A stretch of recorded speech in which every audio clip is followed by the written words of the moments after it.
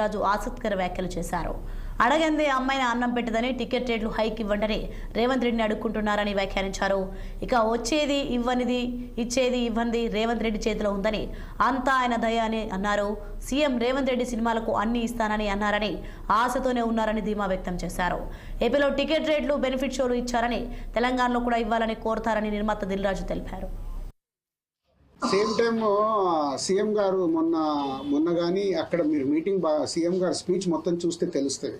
మీకు ఏం కావాలన్నా తీసుకోండి, మీరు అది తీసుకోండి ఇది తీసుకోండి. ఆయన స్పీచ్ చూడండి.